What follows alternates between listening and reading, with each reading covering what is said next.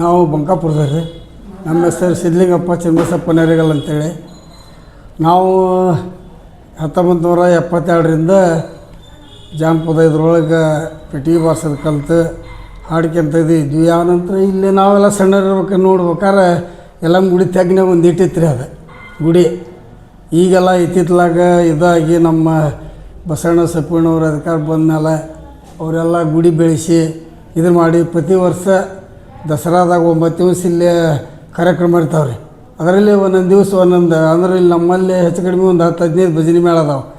ಒಬ್ಬೊಬ್ಬರಿಗೆ ಒಂದೊಂದು ದಿವಸ ಸೇವಾ ಹಿಂಗೆಲ್ಲ ಇದು ಮಾಡ್ಕೊಂಡು ಅವರು ಯಾರ್ಯಾರ್ದು ಇರ್ತೈತಿ ಅವತ್ತು ಆ ದಿವಸ ಬಂದು ಅವ್ರು ಸೇವೆ ಮಾಡಿ ನಂತರ ಹೋಮ ಆಕೈತಿ, ಕಂಡೆ ಪೂಜೆ ರೀ. ಆನಂತರ ರಾತ್ರಿ ಎಲ್ಲ ತೇರು ಮೊದಲು ಹಳೆ ತೇರಿತ್ತು, ಅದೆಲ್ಲ ತೆಗೆದು ಈಗೆಲ್ಲ ಹೊಸ ತೇರು ಮಾಡ್ಯಾರ.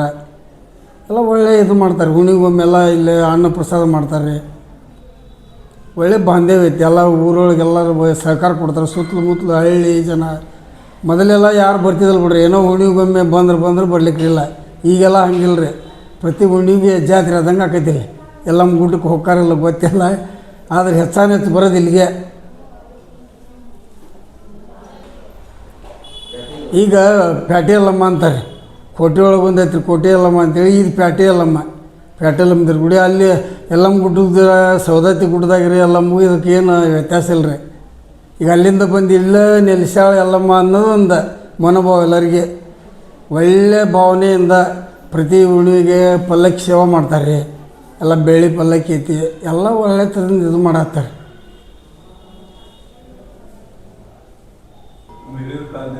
ಹ್ಞೂ ರೀ, ಪ್ರತಿ ವರ್ಷ ಸೇವೆ ಮಾಡ್ತೀವಿ ರೀ. ಆನಂತರ ಪ್ರತಿ ಹುಣ್ಣಿಗೆ ನಾವು ಬಾಬ್ದಾರ್ ಅದಾವೆ ರೀ. ಆವಾಗ ತೇರು ಕಟ್ಟಕ್ಕೆ ನಮ್ಮ ಮಧ್ಯಾಹ್ನದಿಂದ ಒಬ್ಬರು ಒಟ್ಟು 5 ಮಂದಿ ನಮ್ಮ ಕಾಕರ ಅಣ್ಣ ತಮ್ಮಗಳ್ರಿ. ಅದರಲ್ಲಿ ಯಾರಾದರೂ ಒಬ್ಬರು ಬಂದು ಸೇವೆ ಮಾಡೋದು ಒಟ್ಟು ಪ್ರತಿ ವರ್ಷ ಸೇವೆ ಮಾಡ್ತೀವಿ ರೀ. ಎಲ್ಲ ಮನೋಭಾವ ಚಲೋ ಐತ್ರಿ. ಎಲ್ಲರೂ ಒಳ್ಳೆ ರೀತಿಯಿಂದ ಒಳ್ಳೆ ಬಾಂಧವ್ಯದಿಂದ ಕೂಡ್ಕೊಂಡು ಅಮ್ಮನ ಜಾತ್ರೆ ಮಾಡ್ತೀವಿ, ಅಮ್ಮನ ತೇರು ಹೇಳ್ತೀವಿ.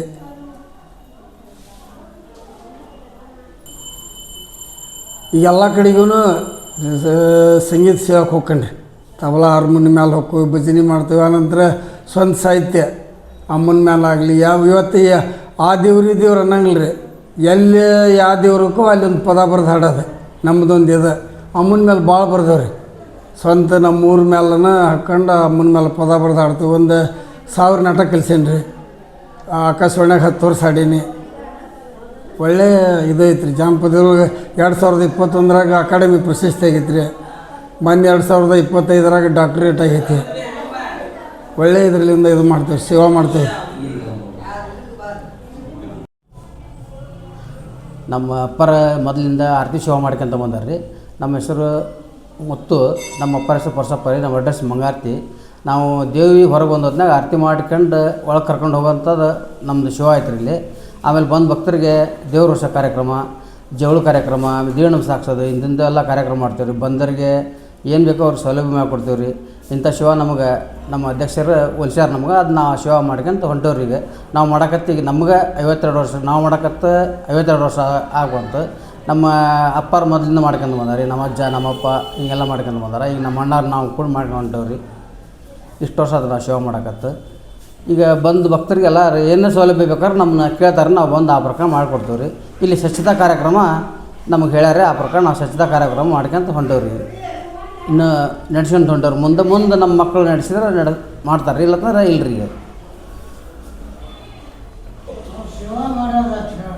ಬಂದ್ರಿ ಭಕ್ತರು ಬಂದು ನಮ್ಗೆ ಆರೋಗ್ಯ ಸಮಸ್ಯೆ ಐತಿ, ಆರಾಮಿಲ್ಲ ಅಂತ ಹಿಂಗೆಲ್ಲ ಹೇಳ್ತಿದ್ರು. ಅವ್ರಿಗೆ ಉಪ್ಪು ನೀಡ್ರಿ, ಕಾಯಿ ಕಟ್ಟ್ರಿ, ಆಮೇಲೆ ದೇವ್ರಿಗೆ ದೀರ್ಣಂಸರು ಹಾಕ್ರಿ. ಆಮೇಲೆ ಅವ್ರಿಗೆ ಏನಂತದ ಕಾರ್ಯಕ್ರಮ ಬಂದರು ಇಲ್ಲೇ ಇದು ಬಂದರು ಆರೋಗ್ಯ ಸಮಸ್ಯೆಯನ್ನು ಬಂದರೂ ಸರಿ ಮಾಡಿ ಕಳಿಸಿವ್ರು ನಾವು. ಅವ್ರಿಗೆ ಸರಿಯಾಗಿದ್ರಿ, ಆರಾಮದಾರ ಅವರು. ಆರಾಮಾಗಿ ಹೋದ್ರೆ ಹೋಗಿ ಬಂದು ಹೊಳ್ಳಿ ಅವರು ಏನು ಬೇಡಿಕೊಂಡು ಹೋಗಿರ್ತಾರೆ ಅದನ್ನ ಕೊಟ್ಟು ಅಮ್ಮಗೆ ದೇವಿ ಮುಟ್ಟಿಸಿಗಾರ್ರಿ. ಇಂಥದ್ದು ಎಲ್ಲ ಮಾಡ್ಯಾರ್ರಿ. ಇಂಥ ಕಾರ್ಯಕ್ರಮ ನಾವು ಮಾಡಿ ಕಳಿಸಿವ್ರಿ. ಅವ್ರಿಗೆ ಒಳ್ಳೇದಾಗೈತಿ. ಅವ್ರ ಮೈ ಮೇಲೆ ಎಂಥವ್ರು ಕಲಿಗಿಲಿದ್ರೆ ಅವ್ರಿಗೆ ಹುರುಕಾದ್ರೆ ಏನಾದ್ರೆ ಹಿಂದೆ ದೇವ್ರು ಐತ್ರಿ, ಆ ದೇವ್ರಿಗೆ ಉಪ್ಪು ನೀಡ್ರಿ ಅಂತ ಹೇಳ್ತೀವಿ ರೀ. ಉಪ್ಪು ನೀಡ್ತಾರೆ ರೀ. ಮಕ್ಕಳಾಗಿದ್ರಿಗೆ ಬೇಡಿಕೆ ರೀ, ಮಕ್ಳು ಅಕ್ಕವ ಅಂತ ಹೇಳ್ರಿ. ಲಗ್ನ ಆಗಿದ್ರೆ ಆಮೇಲೆ ಅವ್ರು ಏನೋ ಸಮಸ್ಯೆ ಇದ್ರು ಒಟ್ಟು ಫುಲ್ ಬಗೆಹರಿತಾವ್ರಿ. ಇಲ್ಲಿ ದೂರದಿಂದ ಬಂದು ಬಗೆಹರಿಸ್ಕೊಂಡಾರ ರೀ. ಅವ್ರು ಪರಿಹಾರ ಮಾಡ್ಕೊಂಡೋಗಾರ.